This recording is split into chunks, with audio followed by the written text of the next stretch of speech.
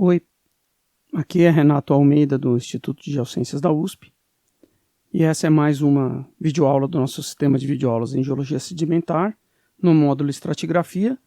Essa é uma aula introdutória que trata da evolução da estratigrafia. A evolução da estratigrafia que levou até a construção das nossas tabelas do tempo geológico. Então, inicialmente a gente vai definir o que é estratigrafia, discutir um pouco o conceito de camadas de rochas no tempo geológico, mostrar uma evolução dos conceitos estratigráficos baseada nos principais nomes, nas personalidades que são associadas aos principais conceitos e ver o que foi essa conquista, que foi a construção da escala do tempo geológico. As definições mais comuns que a gente encontra de estratigrafia aí nos dicionários, nos livros-texto, são essas duas, né?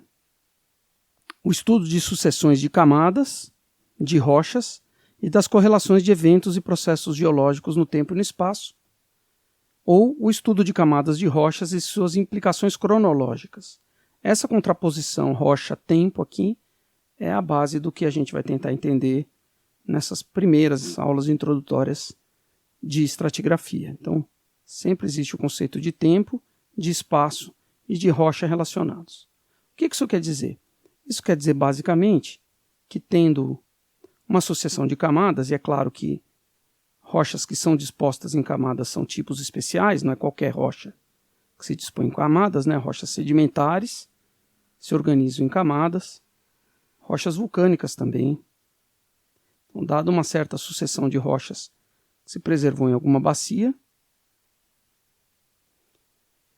essa variação vertical e possíveis variações laterais nas características dessas rochas, mas entendendo a camada como unidade observacional, é que é o princípio da estratigrafia. Então a estratigrafia estuda as camadas de rochas, as sucessões no tempo de como isso aconteceu, as correlações, que é um aspecto que a gente vai detalhar, quer dizer, numa área da bacia você tem uma certa sucessão, em outra pode ter outra, o que correlaciona com o que no tempo. E as implicações cronológicas. Também se estuda a origem dessas camadas, né, que não está nessa definição explicitamente, mas ela está aqui em processos geológicos, né, e eventos. Então, reconstitui os ambientes, as situações, as circunstâncias em que as camadas se depositaram. Isso é o que a gente chama de estratigrafia. Está aqui um exemplo, né? Esse aqui é o belo Grand Canyon. Claro que essa foto aqui tem um processamento para destacar cores. Se for lá, as cores não são exatamente essas. Mas você pode notar que tem camadas diferentes aqui, com cores e texturas diferentes na foto. E elas se referem a unidades geológicas, a gente vai ver o que é isso em outras aulas. Unidades geológicas que se depositaram em situações diferentes, em tempos diferentes. O estudo dessas sucessões da organização espacial dos processos é o que a gente chama de estratigrafia. E desde o princípio, a estratigrafia se preocupa com esse aspecto. Quer dizer, quando os observadores, tendo ou não contato com a tradição de conhecimento desse assunto, veem uma coisa dessas, a primeira coisa que vem à mente é quanto tempo levou para depositar isso aqui, porque obviamente são depósitos sedimentares, né? Feitos de fragmentos, de cristais, de areia, de lama. E aí, intuitivamente, você olha isso e já imagina que depositou uma em cima da outra. Quanto tempo levou? Como isso aconteceu? Depositou antes da abertura desse vale, que é um processo erosivo, né? Esse vale foi feito depois. Então, o tempo está implícito na observação das camadas e, desde o princípio, a gente vê essa ideia, essa relação de se enxergar o que aconteceu no passado pelo estudo das camadas. E aí essas ideias que certamente não aconteceram só na Europa, e essa história que a gente conta aqui, que está nos livros, faz parte da tradição da qual derivou esse conhecimento que está nos livros, né, que é uma tradição bem europeia, e a gente identifica a documentação por escrito dessas ideias desde lá da Renascença, né? O Da Vinci é considerado como um dos primeiros a escrever sobre isso, não necessariamente a refletir ou a discutir, né? Mas ele, observando, né, com essa visão do homem da Renascença, observando os processos e as paisagens, com o olho de quem tenta representar a realidade, né? Não tentar impor a ideia ao que ele está vendo, ele reconheceu mecanismos de erosão e deposição nos rios e montanhas, e ele usou um princípio, né? Ele não formalizou, mas ele usou um princípio de superposição para entender camadas de rochas que ele via ali nos passeios dele pelas paisagens naturais. Ele também era colecionador e coletor de fósseis. E ele conseguia achar fósseis semelhantes a grandes distâncias e imaginou uma correlação, né? E uma sucessão cronológica para isso. Como eu disse, essa associação de deposição de camadas com cronologia é uma coisa que é intuitiva e acontece desde de que se começou a tentar refletir sobre esses objetos, né? A formalização de uma proposição do princípio da superposição, quer dizer que as camadas que estão acima se depositaram depois do que as camadas que estão abaixo, pode parecer muito simples, mas exigir assim uma certa construção lógica para tomar isso como premissa de outras ideias, né, de interpretação. Então, na ausência de deformação, isso é uma coisa que a gente vê depois, mas você pode mexer na geometria e deformar essas rochas e as camadas, né? Mas se não há deformação, as camadas superiores são mais novas que as inferiores, mais novas no sentido de terem se depositado depois. E originalmente se assume, mesmo que elas estejam dobradas ou deformadas, que elas tinham uma horizontalidade original e uma continuidade lateral. Então o que isso quer dizer? Isso quer dizer que essa aqui é a cara do Steno, né? Esse quadro é bem famoso, há versões em azul e em verde, eu nunca vi o original, não sei.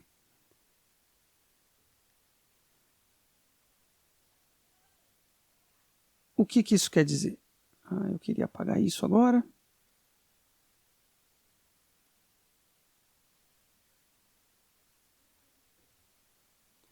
Então, na Europa, em muitos lugares, na América do Sul, em qualquer lugar que você observe afloramentos, muitas vezes se observam camadas que já não estão em sua condição original. As camadas podem estar dobradas, como a gente diz, né? Ou podem estar falhadas. Então essa camada aqui, A, é essa aqui, a B é essa. Teve uma deformação posterior. E esse princípio da horizontalidade original, da continuidade lateral e da superposição, ele faz com que a gente possa perceber que primeiro depositou essa camada A, depois a B, e depois aconteceu a dobra. Aqui depositou a A e a B continuamente, e depois ocorreu essa falha. Então, esses são os fundamentos que a gente usa para estabelecer cronologias relativas de eventos geológicos, que são o fundamento de muitas interpretações e que foram a base conceitual para um avanço importante que aconteceu bastante tempo depois, né? Aqui já no século XVIII, quando James Hutton, observando, partindo de uma visão do Newton de um espaço infinito, tentou argumentar por um tempo infinito, né? A herança dessa ideia do Hutton de tempo infinito é o nosso conceito atual de tempo profundo, que a gente usa a ideia comprovada por muitos métodos de que as sucessões de eventos geológicos na história da Terra ela acontece na escala de milhões até bilhões de anos. Então essa ideia de tempo profundo ela contrariava certas visões literais, né, interpretações literais da Bíblia. Então, quando a gente lê esses trabalhos, a gente sempre tem que trazer em mente a época, né, e o contexto era um debate sobre como interpretar a Bíblia, né? Não era nem um debate se a Bíblia trazia a verdade ou não, né? Essas pessoas eram todas religiosas, de fato. Então o que ele viu? Essa aqui é uma discordância tradicional lá, perto de Edimburgo, na Escócia, onde tem uma erosão, tem uma rocha com fragmentos grandes aqui, outra rocha que é um calcário em cima, E aqui tem rochas também feitas de sedimentos, mas que as camadas estão em pé e bastante deformadas. Aqui dobra. Então o que o Hutton deduz disso aqui? Ele vê nisso uma prova do conceito dele de tempo cíclico, né, de tempo profundo. Isso já foi uma região em que havia mar, essas camadas foram depositadas, depois elas foram deformadas, expostas, aí aconteceu essa erosão. Aqui tem 2 eventos, depois a erosão, depois uma nova deposição, e agora elas estão expostas e sendo erodidas de novo. Observando em outros lugares que essa sucessão podia ter uma relação parecida e está sobre outra coisa ainda mais velha, que foi deformada, e outra discordância, ele concebeu essa ideia de tempo profundo e de sucessão de eventos ao longo de um tempo geológico muito longo. Outra coisa importante é que ele salientava que as leis da física sempre valeram. Então essa ideia de expandir a visão mecanicista do Newton ao longo da evolução, quer dizer, não é porque hoje a gente consegue explicar os fenômenos com as leis da física que antes não poderia também. Então a visão contra milagres e efeitos abruptos. Outra pessoa muito importante nessa trajetória, aqui na virada do século XVIII para o XIX, foi o William Smith. Vocês podem encontrar até filmes romanceados sobre a vida dele, uma pessoa bem especial. E com observação direta, ele trabalhava com empreiteira, cavava trincheiras para fazer canais de transporte na Inglaterra. Ele observou rochas diferentes contendo fósseis diferentes e viu que a sucessão de empilhamento em diferentes áreas era parecida. Para representar isso, ele inventou um mapa geológico. A simbologia desse primeiro mapa geológico aqui do Reino Unido é uma coisa que a gente, em larga medida, usa até hoje. A representação das unidades como estão expostas em superfície aí no mapa. E ele introduziu o princípio da sucessão faunística e florística. O que ele dizia? Fósseis de animais e plantas que estão numa certa sucessão numa região, tem uma camada sobre a outra numa certa região do Reino Unido, segue uma sucessão parecida em outra região. Mesmo que as rochas sejam diferentes, conter os mesmos fósseis para ele era um indício de mesma idade. Isso, é claro, para nós hoje tem implicações bem nítidas, né, de sucessão de faunas por evolução das espécies, mas isso não existia na época ainda. Um outro debate relevante que aconteceu depois, quer dizer, já sabendo disso, acumulando informações tanto sobre os fósseis em si, quanto sobre as rochas que continham os fósseis, surgiu uma primeira grande disputa interna sobre como interpretar, né, o que acontecia, esses objetos geológicos, os fósseis, as camadas e as feições observadas neles. Então um cara muito importante aqui, o Cuvier, lá em Paris, né, ele não acreditava no uniformitarismo do Hutton, porque ele acreditava que existiam extinções em massa. A extinção era tomada como evidência de que o processo não era gradual, que havia quebras abruptas. Então, ele acreditava que as extinções refletiam catástrofes, e ele era um paleontólogo muito estudioso e conhecedor do assunto. Ele foi a primeira pessoa a relacionar fósseis com grupos viventes de forma bem clara.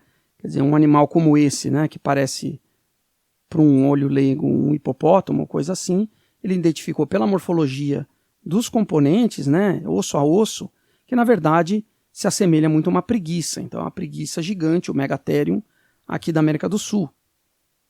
E assim ele fez com muitos grupos. E ele mostrava que faunas completamente diferentes das atuais foram extintas, marcando épocas diferentes. E essa ideia, essa visão de extinções, ela se relaciona com uma ideia de catástrofes, como o dilúvio da Bíblia. Sempre a Bíblia como pano de fundo dessas discussões europeias da época. Lyell já era um seguidor bastante fiel das ideias do Hutton, E ele escreveu um livro muito popular, né, o Principles of Geology, teve muitas edições ao longo do século XIX e foi muito, muito influente. Inclusive é o livro que mais influenciou o Darwin, como a gente vai ver daqui a pouco.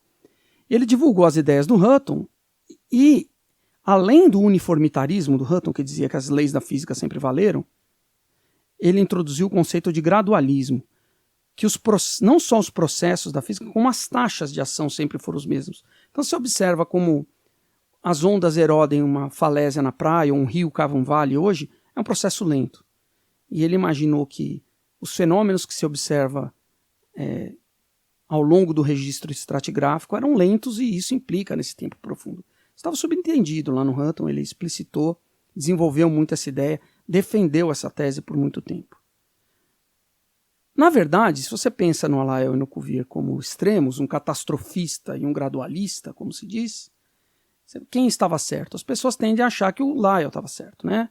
Porque aqui, uma visão gradualista, os processos graduais acontecem, mas também acontecem catástrofes. O Lyell não acreditaria no que a gente acredita hoje, que a extinção do limite Cretáceo-Terciário foi causada por uma queda de um meteorito que alterou as condições na Terra toda e extinguiu uma fauna. Isso é uma visão bem catastrofista em termos do século XIX. Então hoje a gente faz um misto dos dois. A gente acredita em processos graduais deixando um registro importante, em processos lentos para a escala de vida humana, mas também reconhece eventos catastróficos, alterações e a prova de que existem extinções, né, que o Cuvier trouxe prova da extinção de animais que deixaram de existir todos na mesma época, de extinções em massa. Então a gente usa o conceito dos dois, né? Não teve exatamente um vitorioso, a gente chegou numa visão em que, dependendo do objeto geológico que você está investigando, você vai ter uma interpretação mais gradualística ou mais de evento extremo, um evento que não acontece sempre. Chegamos aqui à segunda metade do século XIX, que é a época que essas pessoas estavam produtivas. O Darwin, né, que é um cara que tem contribuição em muitas áreas da geologia, completamente independentes da ideia de evolução, né? Darwin não era só um biólogo, ele era um geólogo, e um geólogo importante na época dele. Eu trouxe aqui até um aluno meu de doutorado, me mostrou isso, é bem interessante, um trabalho do Darwin, que, se não me engano, foi publicado póstumamente, mas estava todo prontinho, sobre como se formam ripples, né, ôndulas de areia. Isso é um trabalho clássico assim dos primórdios da sedimentologia, e é uma sedimentologia que ainda vale, né?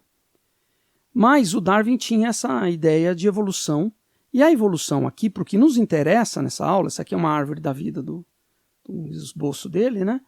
Essas extinções de grupos e continuidades e mudanças, uma espécie vira duas, quer dizer, espécies diferentes derivam de ancestrais comuns, é uma ideia que combina com a sucessão faunística e florística observada lá pelo William Smith.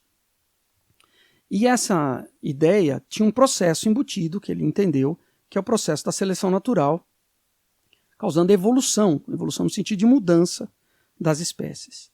Então aqui a gente tem agora um embasamento teórico para explicar uma coisa que era apenas observacional da sucessão faunística e florística lá do Smith.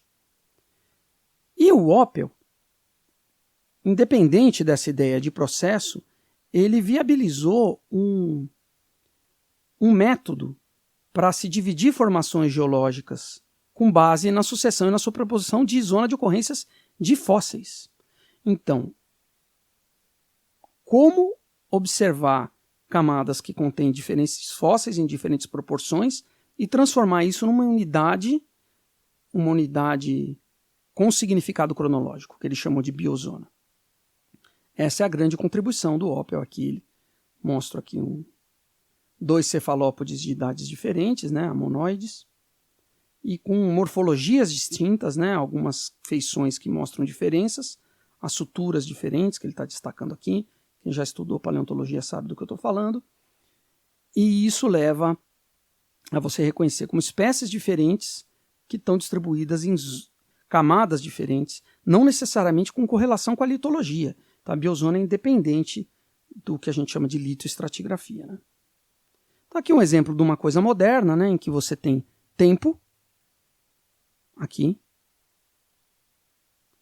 e tem nomes para diferentes intervalos de tempo, e as primeiras ocorrências, últimas ocorrências de fósseis específicos, aqui de foraminífero plantônico, de calcário, de nanofóssil calcário, de dinoflagelado, radiolária, diferentes subdivisões, usando os critérios lá do Opel para definir biozonas, e essas biozonas, com alguma política e meios termos, são usadas para definir essas subdivisões do tempo geológico.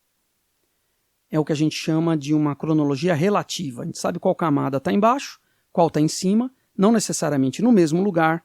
Pode ser que numa determinada área falte algumas, tem uma sucessão mais superior, uma mais inferior, mas usando uma bioestratigrafia bem definida, claro que ela vale bem para camadas marinhas, né?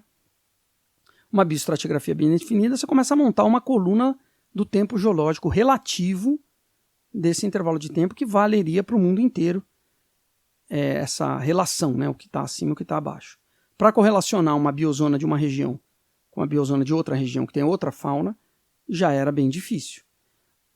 Esse avanço veio com a possibilidade de datação absoluta, que a gente vai discutir em outra aula. Então, você atribuir idades exatas, precisas aos limites.